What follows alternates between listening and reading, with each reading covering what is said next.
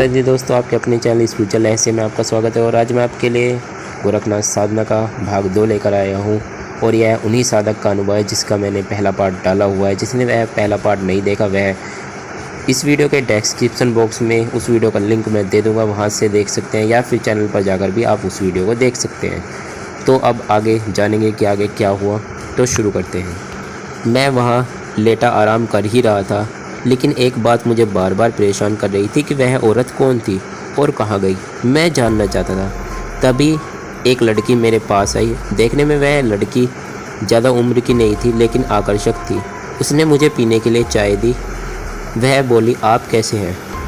मैंने कहा, मैं ठीक हूँ। मैंने उससे पूछा, आप कौन हैं? उस लड़की ने उत्तर दिया, यह हमारा ही घर है। मैंने उस लड़की से पूछा, क्या समय हो गया है? उस लड़की ने कहा कि सुबह के 10 बजे हुए हैं। फिर मैंने अपनी पैंट की राइट साइड वाली जेब में हाथ दिया और मैंने अपना फ़ोन निकाला, लेकिन फ़ोन बिल्कुल डाउन था। मैंने उस लड़की को कहा कि मेरा फ़ोन डाउन है, क्या आपके पास इसका चार्जर है? क्या आप इसको चार्ज कर सकती हैं? उस लड़की ने उत्तर दिया कि इसका चार्जर तो हमारे पास नहीं है, लेकिन आप हमारे मोबाइल से फ़ोन कर सकते हैं। फिर उसने कुछ देर बाद अपना फ़ोन लाकर मुझे दिया और सबसे पहले घर फ़ोन किया। मैंने घर पर फ़ोन माँ ने उठाया और कहा, कहाँ रह गया है?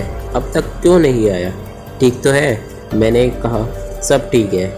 जहाँ पर काम करने गया था वहाँ पर कुछ और काम आ गया है, कुछ और समय लग जाएगा आने में। माँ से बात करके मन शांत हो गया। अब यह बात मन में आई कि अब तो घर पर कोई परेशान तो नहीं होगा कम से कम। फिर मैंने वहाँ फ़ोन लगाया जहाँ मैं काम करता हूँ। वहाँ पर मैंने सभी बातें अपने बॉस को बताई। उन्होंने मेरी बात सुनकर कहा, जब तुम पूरी तरीके से ठीक हो जाओ तभी आ जाना। फिर मैंने उनसे कहा कि आप इस बारे में हमारे घर पर मत बताना, क्योंकि मैंने उनको कुछ नहीं बताया इस बारे में। मेरे बॉस ने कहा, ठीक है। मैंने अपने बॉस को कहा, अभी मेरा नंबर बंद है इसलिए वह नहीं लगेगा, मैं बीच बीच में खुद ही अपने बारे में आपको बताता रहूँगा। मेरे बॉस ने कहा, ठीक है। फिर मैंने फ़ोन रख दिया। वह लड़की मुझे ध्यान से देख रही थी। वह बोली, तुम नौकरी करते हो? मैंने कहा कि हाँ। मैंने उस लड़की को कहा, आपका और आपके परिवार का बहुत बहुत धन्यवाद। आज के समय में कौन किसी को अपने घर पर लाकर उसकी सेवा करता है या उसके लिए कुछ करता है? उस लड़की ने कहा कि धन्यवाद हमारा मत कीजिए, धन्यवाद उस आदमी का कीजिए जो रात में आपको यहाँ लेकर आया था। मैंने उससे कहा कि वह आदमी कौन था? उसने कहा, यह तो मैं नहीं जानती, लेकिन इतना मैं जानती हूँ कि वह इस गांव का तो नहीं था। फिर उसकी यह बात सुनकर मैंने मन ही मन गोरखनाथ जी को प्रणाम किया। मैंने उस लड़की से पूछा कि तुम्हारे घर पर कौन कौन है? उसने कहा, मैं, मेरा भाई है और मेरे बाबा जी हैं। तुमने देखा ही होगा कि वहाँ पर जब तुम्हें होश आया तो बहुत से लोग यहाँ पर बैठे हुए थे, उसमें जो पास में तुम्हारे कुर्सी पर बैठे हुए थे वे मेरे बाबा जी ही थे। फिर वह लड़की चली गई। कुछ देर बाद वह लड़की दोबारा मेरे पास आई और वह मुझसे बात करने लगी। वह बोली कि तुम कोई समझ नहीं है क्या कि तुम किसी को भी रास्ते में देखकर लिफ्ट दे देते हो, बैठा लेते हो? तुमको इस तरह कभी भी अपनी बाइक नहीं रोकनी चाहिए रात में। मैंने उसे उत्तर दिया कि मुझे बाइक जानबूझकर रोकनी पड़ी क्योंकि वह मेरे रास्ते में आ गई थी, लेकिन मुझे वह नहीं पता कि वह कहाँ है, कौन है, और अब वह कहाँ है मुझे यह भी नहीं पता। यह बात सुनकर वह लड़की बोली, और जो उसने कहा उसकी बात सुनकर मेरी आँख खुली की खुली रह गई। उसने कहा, वह कोई औरत नहीं, एक डाइन चुड़ैल है। कभी किसी को वह छोटी बच्ची के रूप में दिखाई देते हैं, किसी को बुढ़िया के रूप में और किसी को औरत के रूप में, लेकिन जिसको वह दिखाई देती है उसके ऊपर ऐसा वह अपना जाल फेंकती है, वह नहीं बच पाता, या जो उसके कई में आ जाता है वो नहीं बचता। वह बोली कि तुम किस्मत वाले हो जो यहाँ बचकर आ गए किसी भी तरीके से, नहीं तो तुम्हारा बचना बिल्कुल नामुमकिन था। यह बात सुनकर मैंने गोरखनाथ जी को दोबारा याद किया और मैंने मन ही मन सोचा कि यह सब कुछ गोरखनाथ जी का ही चमत्कार है।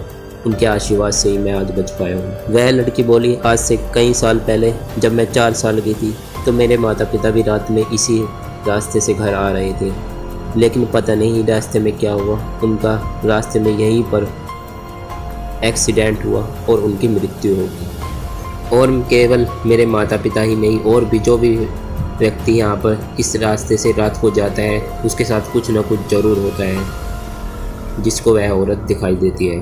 तुम पहले ऐसे हो जिसको मैंने अपनी आंखों से देखा है, जो उससे बचकर आ पाया है, जो सही सलामत है। बहुत ही कम ऐसे लोग हैं जो उससे बच पाते। उसने कहा, तुम बच गए, यही बहुत बड़ी बात है। फिर वह लड़की उठकर चली गई। वह कहने लगी, खाना बनाना है मुझे, मैं जाती हूँ। मैंने कहा, तुम्हारा भाई कहाँ है? वह बोली, स्कूल गया है, थोड़ी देर में आता ही होगा। कुछ देर बाद उसके बाबा जी मेरे पास आ गए। वह बोले, बेटा जब तुम ठीक हो जाओ तभी जाना। मैंने उनको कहा, आपका बहुत बहुत धन्यवाद, आपने मुझे रहने के लिए यहाँ पर जगह दी, आपने मुझे रहने दिया। उन्होंने कहा, तुम मुझे नहीं भगवान का धन्यवाद दो जिनकी कृपा से तुम आज बच पाए, नहीं तो शायद ही वहाँ से कोई सही सलामत आ पाता है।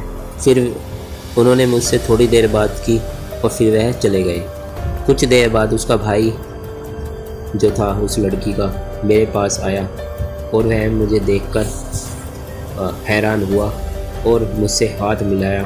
उसने मेरा हाल चाल पूछा और जो रात सभी घटनाएं मेरे साथ हुई मैंने उसको सब कुछ बताया। उसने कहा कि तुम किस्मत वाले हो जो बच गए। उसने बताया कि मैं 11वीं क्लास में पढ़ता हूँ। फिर उसने थोड़ी देर मुझसे बात की और फिर वह चला गया। फिर कुछ देर बाद वह लड़की और उसका भाई मेरे पास आए खाना लेकर और हम तीनों ने साथ में मिलकर खाना खाया और बातें की और ऐसे ही शाम हो गई। शाम के समय भी सभी लोग इकट्ठा हुए और खाना खाने लगे। इस बार उसके बाबा जी भी हमारे साथ खाना खा रहे थे। जब रात में सोने का समय आया तो उसका भाई मेरे साथ ही साइड में पलंग बिछाकर लेटा और उसके जो बाबा जी थे वे शायद किसी दूसरे कमरे में लौट गए। उसकी बहन भी, उसकी कोई रिश्तेदार की लड़की आई हुई थी जो उसकी मित्र भी थी। वह लड़की उसी के साथ कमरे में रुक गई। रात में मुझे सपना आया जिसमें एक औरत लाल साड़ी पहने हुए मुझे दिखाई दी। वह सुंदर लग रही थी। वह बोली, मेरे साथ चल। मैंने कहा नहीं। फिर उसके चेहरा बदलने लगा, उसका चेहरा डरावना हो गया और उसने मुझे पकड़ लिया और मैं ज़ोर से चिल्लाने लगा। इसके आगे का भाग 3 में आगे लेकर आऊँगा। मैं इस वीडियो को ज़्यादा लंबी नहीं बनाना चाहता था क्योंकि ज़्यादा लंबी वीडियो लोग देखते नहीं हैं, इसलिए मैं इतनी वीडियो आज मैं आपके लिए पार्ट 2 के रूप में डाली है। पार्ट 3 मैं आपके लिए लेकर आऊँगा। अगर आपका कोई क्वेश्चन है तो आप हमें कमेंट कर सकते हैं। चैनल को सब्सक्राइब करें, वीडियो को लाइक करें। धन्यवाद। जय श्री राम।